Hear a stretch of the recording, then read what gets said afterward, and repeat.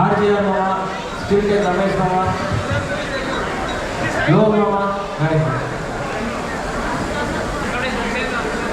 நமது கோவையிலிருந்து இங்கே நம்ம நிகழ்வுக்காக வந்திருக்கிற சிங்கை பழனிசாமி மாமா அவர்களது குழுவினருக்கு கொங்கு வர்த்தக கூட்டமைப்பு மற்றும் டிட்கோ சார்பாக எங்களது மனமார்ந்த நன்றியை தெரிவிச்சுக்கிறோம்.